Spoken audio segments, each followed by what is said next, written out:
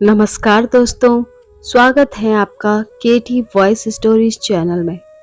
दोस्तों, हमारी आज की कहानी है एक बांझ औरत की दर्द भरी कहानी। आज रानी जल्दी उठ गई क्योंकि आज का दिन उसके लिए बहुत महत्वपूर्ण था। अकेलापन दूर करने के लिए अपने लिए जीने का एक कारण घर लेकर आ रही थी। देखा जाए तो बहुत खुश भी थी और थोड़ी सी नाराज भी थी क्योंकि पिछले 7 साल की यादें उसे रात भर सोने नहीं देती थी और अब स्वस्थ बैठने भी नहीं देती थी। चाय का कप लेकर वह गैलरी में आकर बैठी और गुजरा हुआ कल उसकी आंखों के सामने आने लगा। बेटा, तुम्हें ऐसे नहीं जाना चाहिए था। शादी होने के बाद उसे अंत तक निभाना आना चाहिए। ऐसा ही समझो कि तुम्हारा नसीब ही खराब है। कोई क्या करेगा? अगर मां बन सकती तो बात ही अलग होती। मैं मां नहीं बन सकती, इसमें मेरी क्या गलती है? यह सब मेरे हाथों में है क्या? क्या मां नहीं बन सकती मतलब मैं इंसान नहीं हूं क्या? मेरी कोई फीलिंग्स नहीं है क्या? मिनट मिनट में मेरा अपमान करने वाले, मेरा जीना मुश्किल करने वाले लोगों के साथ मैं जिंदगी कैसे बिताऊं? वह जो कहेंगे वह सुनना। रानी और माँ की यह सब बातें चालू थी तब पापा आए। ये देखो बेटा, मैं तो एक कपड़े की दुकान पर काम करता था। अभी उम्र हो गई है तो कोई काम भी नहीं देता है और तुम्हारा भाई हर्षल तो परदेश में अपनी गृहस्थी में मगन हो गया है। तुम कहती हो तो मैं तुम्हारे ससुराल वालों से बोलता हूँ, पर तुम अपने ससुराल वापस चली जाओ, ऐसा मुझे लगता है। नहीं पापा, कुछ भी हो जाए मैं उस घर में वापस नहीं जाऊंगी।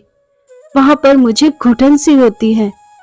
वहां मिलने वाला अपमान बेइज्जती से मैं थक चुकी हूँ। शादी के पहले मैं मेरे पैरों पर खड़ी रहना चाहती थी, पर मेरा ग्रेजुएशन होते ही आपने मेरी शादी करवा दी। तभी मैंने आपके दबाव में आकर शादी की, पर अभी जब मुझे आपके सहारे की जरूरत है तो आप पीछे हट रहे हो। शादी के बाद लड़की का ससुराल में ही शोभा बढ़ाती है। मायके में 4 दिन ही रहना अच्छा लगता है रानी। लोग क्या बोलेंगे? शादी मतलब कोई खेल नहीं है बेटा। पापा गुस्से में ही बोल रहे थे। उससे घर वापस जाना अब मुमकिन नहीं है पापा। मैं आने के पहले से ही डिवोर्स पेपर पर सिग्नेचर करके आई थी क्योंकि उन लोगों को सिर्फ मुझसे बच्चा चाहिए था जो मैं उन्हें नहीं दे सकती। अरे, इतना बड़ा निर्णय लेने से पहले हमें एक बार पूछना तो चाहिए था ना। जन्मदाता हैं हम तुम्हारे। पापा, शादी होने के बाद मैं आपको बताती थी और माँ को भी कि कैसे छल होता है मेरे साथ वहां पर।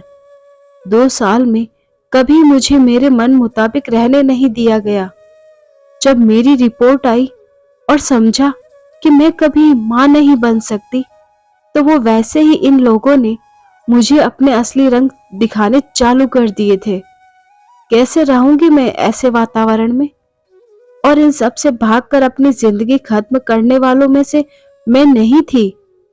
यह देखो बेटा, हर्षल ने दिए हुए पैसे से ही मेरा और तुम्हारी माँ का जैसे तैसे खर्चा चलता है। उसमें तुम्हारा खर्चा उठाना थोड़ा सा कठिन होगा। डिवोर्स पेपर पर साइन करने से पहले इन सब का विचार मैंने किया था। मेरे पास के सोने के गहने लेकर आई हूं मैं, और एजुकेशन लोन निकाल कर मैं 6 महीनों का एक कोर्स करने वाली हूँ जिसकी आज मार्केट में बहुत जरूरत है। उसके बाद मुझे अच्छी कंपनी में नौकरी मिल सकती है। मैं आपके ऊपर आर्थिक बोझ नहीं डालूंगी पापा। मुझे जीवन जीना है, संघर्ष करूंगी और कमाऊंगी। विश्वास कीजिए मेरा। सब लोग क्या बोलेंगे बेटा? क्या जवाब दोगी उन्हें? माँ आंखों में पानी छुपाते हुए बोली। माँ बोलती थी कि वक्त आया तो सच क्या है बोल देना चाहिए।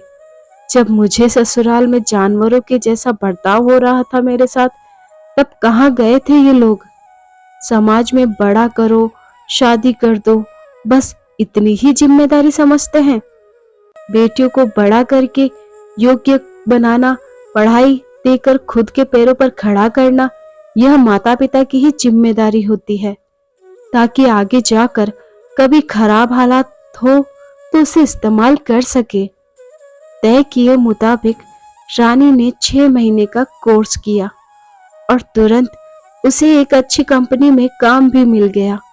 वो बहुत खुश हो गई थी, सब अच्छा चल रहा था।